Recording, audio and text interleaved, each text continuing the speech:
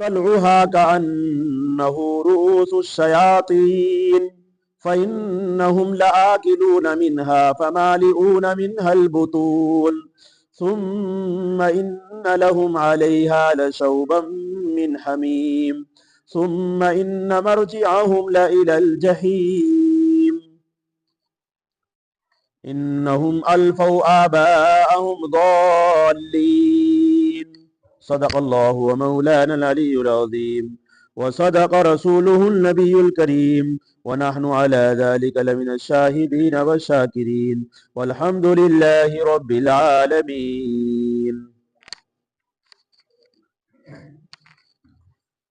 رب اشرح لي صدري ويسر لي أمري واحلل عقدة من لساني يفقهوا قولي رب زدني علما. شروع اللہ کے نام سے جو بڑا مہربان نہایت ہی رحم والا ہے. یہ اس لیے ہے، ایسی چیزوں کے واسطے ہے، بے شک یہ بڑی کامیابی ہے ایسی چیزوں کے واسطے کہ پس چاہیے کہ محنت کرے، محنت کرنے والے. بھلا یہ دعوت، یہ مہمانی بہتر ہے یا درخت زقوم کا؟ ہم نے اس کو رکھا ہے ایک آزمائش ظالموں کے لیے. وہ ایک درخت ہے جو نکلتا ہے دوزخ کی جڑ میں، اس کا خوشہ ایسا جیسے شیطان کا سر، سو وہ کھائیں گے اس میں سے، پھر بھریں گے اس سے پیٹ، پھر ان کے واسطے اس کے اوپر ملونی ہے جلتے پانی کی، پھر ان کو لے جانا آگ کے ڈھیر میں.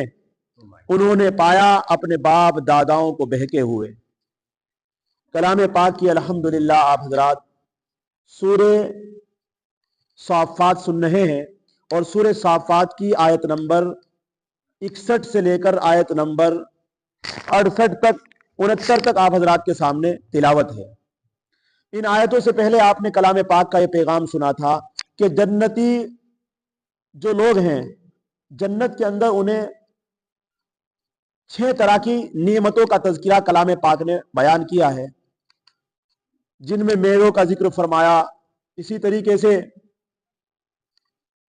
ان میں ٹیک لگائے ہوئے مسحریوں کا ذکر فرمایا. ان کے پاس خادم خدام شراب کے پیالے لے کر آئیں گے، سفید رنگ کے ہوں گے بالکل.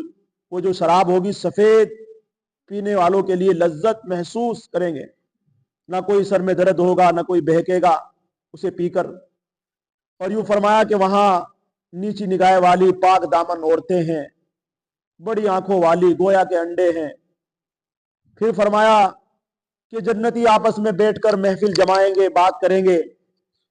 اور یوں فرمایا پچھلے سبق میں کہ بات کرتے کرتے جنتی میں ایک جنتی آدمی کہے گا کہ میرا ایک کافر دوست تھا، میرا اسے دیکھنے کو دل کر رہا ہے، کہاں ہے وہ؟ اللہ رب العزت پوچھیں گے کہ تو اسے دیکھنا چاہتا ہے؟ کہ جی ہاں میں دیکھنا چاہتا ہوں. اللہ رب العزت کہیں گے جا دیکھ لے. اللہ اس کو موقع عنایت فرمائیں گے، اور وہ جنتی اس جہنمی دوست سے بات کرے گا کہ تو نے بڑی کوشش کی مجھے بھی بہکانے کی، لیکن میں تیرے پھندے میں نہ آیا، اللہ رب العزت نے مجھے بچا لیا اللہ کے فضل سے. یعنی اس طریقے سے باتیں کریں گے. تو آج کے سبق میں یوں ارشاد فرمایا کہ وہ جنتی یوں کہے گا جنت کی نعمتوں میں رہ کر کے کہ اب ہمیں کبھی موت نہیں آئے گی، اب ہمیں کبھی موت نہیں آئے گی. اور واقعی موت نہیں آئے گی. لیکن یہ جنتی اس طرح کیوں کہے گا؟ جیسے آدمی دنیا کے اندر جب بہت نعمتوں میں مال زیادہ آ جاتا ہے، نعمتوں میں خوشحالی میں گھر گزرتا ہے، تو پھر سب گھر والے سمجھتے ہیں کہ شاید کہ اب کوئی نہیں مرے گا ہمارے، کیوں پیسہ ہمارے پاس موجود ہے، ذرا سا بھی دکھ ہم اچھے مال کھاتے ہیں، ذرا دکھ ہوگا فوراً ہم ڈاکٹر کے دوڑ جائیں گے، تو وہ سب موت کو بلا دیتے ہیں. اسی طریقے سے جنتی جنت میں جانے کے بعد، یہاں تو نقلی ہے لیکن جنتی جنت میں جانے کے بعد حقیقی بات کہے گا، لیکن وہ جنت کی نعمتوں کو دیکھ کر کہے گا. اور واقعی بات ایسی ہوگی، وہاں تو موت آئے گی نہیں، کبھی تکلیف ہوگی نہیں، کبھی ایسا نہیں ہوگا کہ یہاں سے نکل جانا ہے. ہمیشہ ہمیش کی راحت، ہمیشہ ہمیش کی نعمتیں، ہمیشہ ہمیش کی خوشحالی، ہمیشہ ہمیش کی خوشی جنتی کو مل جائے گی. اور قرآن یہ کہتا ہے کہ اس سے بڑی کامیابی اور کوئی نہیں ہو سکتی. ایک انسان کو جنت مل جائے، اس سے بڑی کامیابی نہیں ہے۔ تو جب اس سے بڑی کامیابی نہیں ہے تو اللہ یوں کہنا چاہتے ہیں کہ اس بڑی کامیابی کے لیے چاہیے کہ لوگ دنیا میں محنت کریں، عمل کریں، اطاعت کریں، عمل صالح کرے، ایمان لائے، اور ایمان لا کر اللہ کے حکموں کی اطاعت کرے، تب جا کر یہ بڑی کامیابی ملے گی۔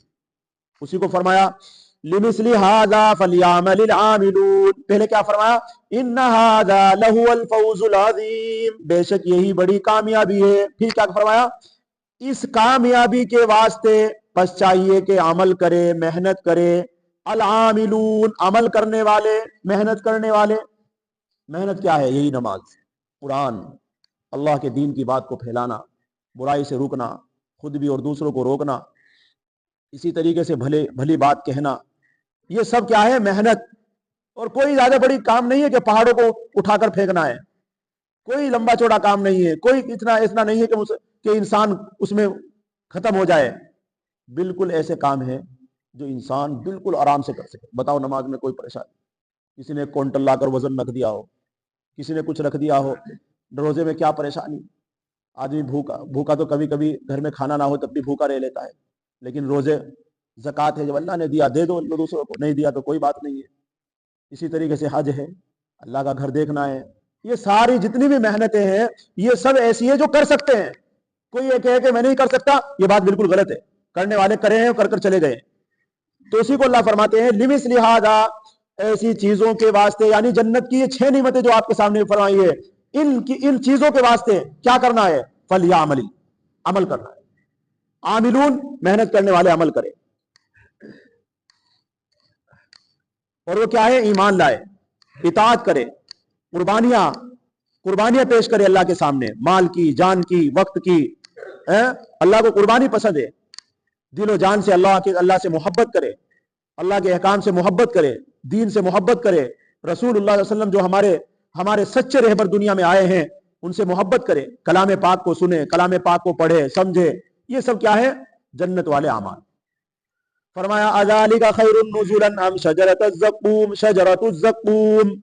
اللہ یوں کہنا چاہتے ہیں اب ذرا سوچو، ایک آدمی جہنم میں پڑا ہوا ہے، ایک جنت میں پڑا ہوا ہے۔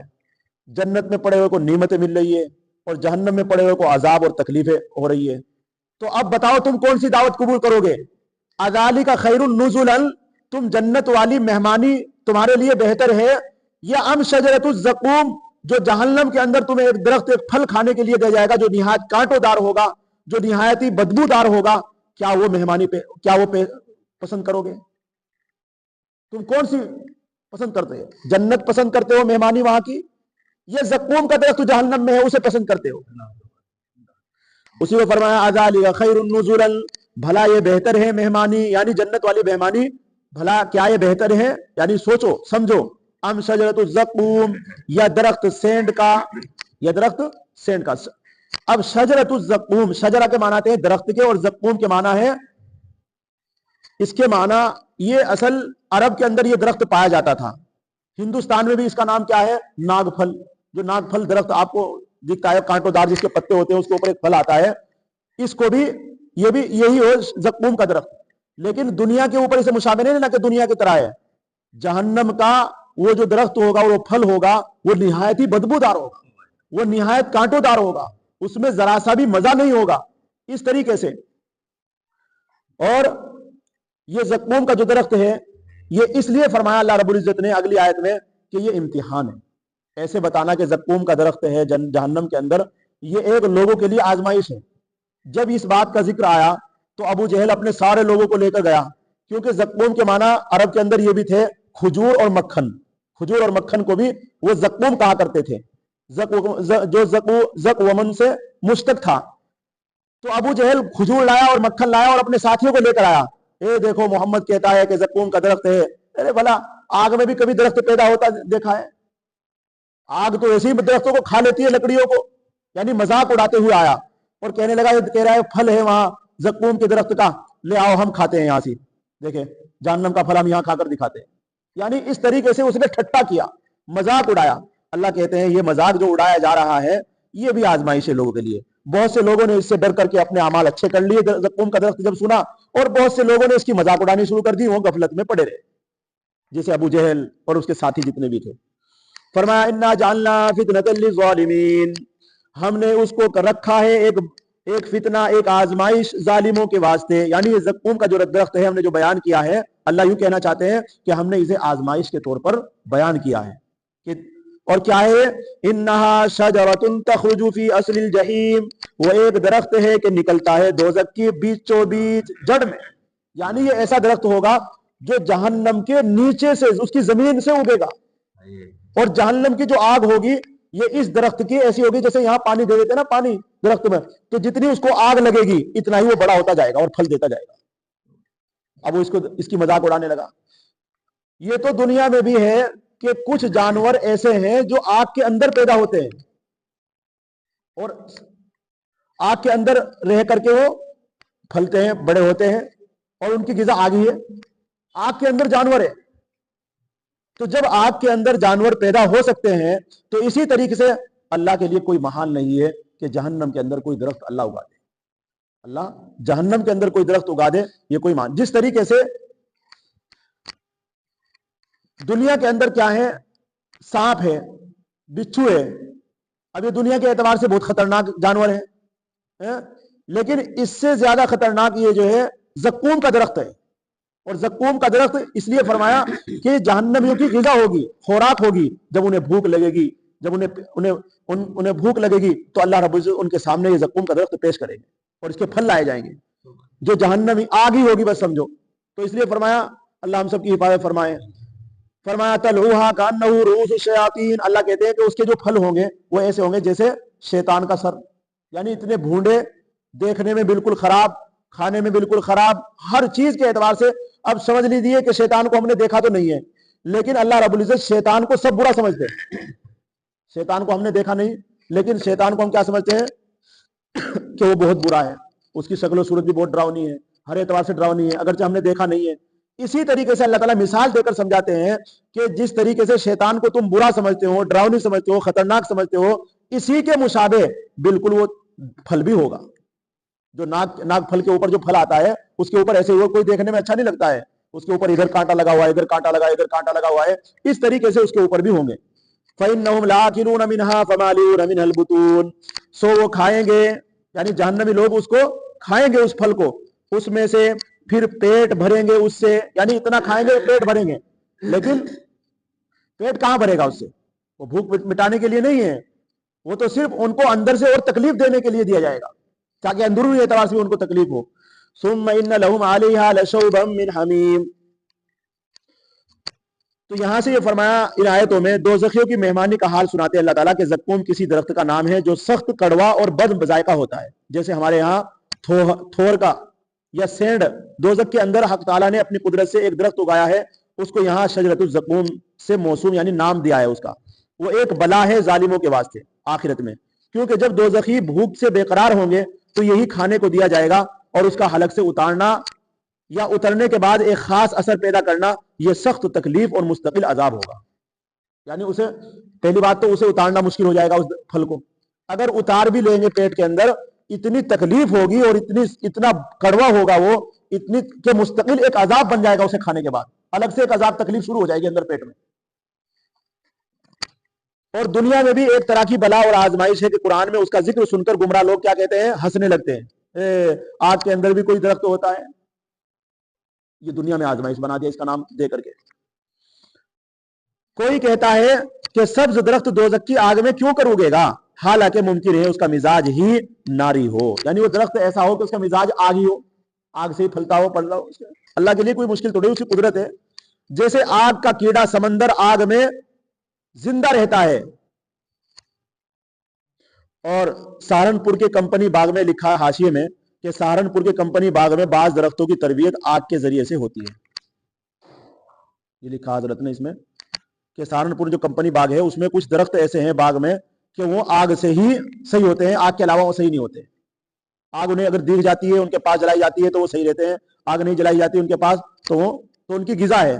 किसी ने कहा ज़क्कूम फुलानु लुगत में खजूर और मक्खन कहते हैं, बाद ने कहा जो मैंने आपको बताया, उन्हें सामने रखकर एक दूसरे को बुलाते हैं कि आओ ज़क्कूम खाएंगे, यानी मजाक उड़ाते थे वो लोग आगे सामने रख करके। बहरहाल کچھ بھی ہو جو اللہ جس کو ذکر فرما رہے ہیں جہنم کے اعتبار سے وہ بڑا ہی خطرناک ہے. ثم ان لهم عليها لشوبا من حمیم. آگے کہتے ہیں اللہ تعالیٰ کہ اس پھل کو کھانے کے بعد جہنمی دوزخی پیاس لگے گی اور پیاس کے لیے پانی لایا جائے گا جو بہت ہی کھولتا ہوا ہوگا. بس آگ ہی ہوگا سمجھ لیجئے, اتنا کھولتا ہوا پانی ہوگا. اور وہ پانی خالی پانی نہیں ہوگا, اس پانی کے اندر زخموں سے نکلنے والا جو پیپ ہے, جو راد ہے, وہ راد اس کے اندر مکس کی جائے گی, اسے بدبودار بنایا جائے گا کہ جو ایک بھی گھونٹ نہ پی سکے اس کا. اور پھر وہ ان کے سامنے پیش کیا جائے گا جہنمی کے سامنے. جہنمی اس کو پہلی بات تو پینا بہت مشکل ہو جائے گا, اس کی بدبو اتنی خطرناک ہے, اس میں راد اور پیپ مل گئی جہنمیوں کی, جو بدن سے جو نکلے گا راڑا اور سب اس کے اندر ملا دیا جائے گا پانی کے اندر, اور پھر وہ پانی پیش کیا جائے گا. کتنا خطرناک ہوگا. اور پیاس کی وجہ سے اس پانی کو پیئیں گے وہ لوگ. ایک روایت میں آیا کہ جب اس پانی کو اپنے ہونٹوں کے سامنے لائیں گے تو ہونٹ اوپر کا اور نیچے کا اس کی بھاپ کی وجہ سے اور اس آگ کی تپش کی وجہ سے وہ ہونٹ پورا گل کر کے اس کے گلاس کے اندر ہی جا پڑے گا, اور پھر اس کو پیے گا وہ پانی کو. جب وہ پانی کا گھونٹ نیچے اتارے گا, یوں لکھا کتابوں کے اندر, حدیث کے اندر آیا کہ پانی کا گھونٹ پیٹ میں اتارنے کے بعد پوری اتڑیاں جتنی ہے, جتنے نلے ہیں, پوری مشین جو اندر کام کر رہی ہے, وہ سب کی سب کو وہ گھول کر کے پاخانے کے راستے کو نکال دے گا, اتنا گرم ہوگا وہ. اللہ اکبر, اللہ حفاظت فرمائے. اسی کو قرآن فرماتا ہے ثم ان لهم علیہا, پھر ان کے واسطے اس کے اوپر ملونی ہے جلتے پانی کی, یعنی پینے کے لیے جلتا ہوا پانی, ملا ہوا پانی راد اور پیپ سے. وہ ملونی کا مطلب کیا ہے؟ ملا ہوا, راد اور پیپ سے ملا ہوا پانی ان کو دیا جائے گا.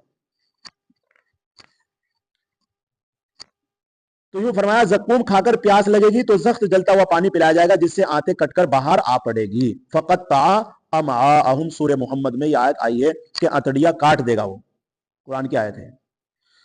فرمایا ثم ان مرجعہم لیل الجحیم, پھر ان کو لے جانا آگ کے ڈھیر میں, یعنی بہت بھوکے ہوں گے تو آگ سے ہٹا کر ایک کھانا پانی کھلا پلا کر پھر آگ میں ڈھکیل دیا جائے گا. یعنی آگ سے ان کو نکالا جائے گا, ان کو کھانا کھلا کر اس طرح کا جو تکلیف دہ ہوگا, پانی پلا کر پھر ان کو دھکا دے دیا جائے گا. لیکن ہمیشہ ان کافروں کے لیے, مشرکوں کے لیے یہ عذاب ان کے لیے دے گا. اس لیے اللہ نے رب العزت نے بتا دیا ہے کہ بھائی محنت کرو, عمل کرو, بغیر عمل اور محنت کے کچھ نہیں حاصل. دنیا کے اندر بھی آج تم ذرا سا کچھ لینے کے لیے چل دو, بغیر محنت اور عمل کے کچھ نہیں حاصل کر سکتے. تو اتنی بڑی جنت اور اتنی نعمتیں آپ بغیر محنت اور بغیر مشقت کے کیسے حاصل کر سکتے؟ محنت شرط ہے. نماز یہ محنت ہے, قرآن یہ محنت ہے, تسبیح محنت ہے, اور روزے محنت ہے, زکوٰۃ محنت ہے, حج محنت ہے, یہ سب محنتیں والے کام. اس لیے اللہ تعالیٰ ہم سب کو دوزخ کی آگ سے ہم سب کو بچائے. اللہ رب العزت جنت الفردوس میں ہم سب کو جگہ عنایت فرمائے. اللہ جنت والے اعمال ہم سب کو کرنے کی توفیق نصیب فرمائے. سبحان اللہ و بحمدہ, سبحانک اللہم و بحمدک, نشہد ان لا الہ الا انت, نستغفرک ونتوب الیک. سبحان ربک رب العزۃ عما یصفون وسلام علی المرسلین والحمد للہ رب العالمین.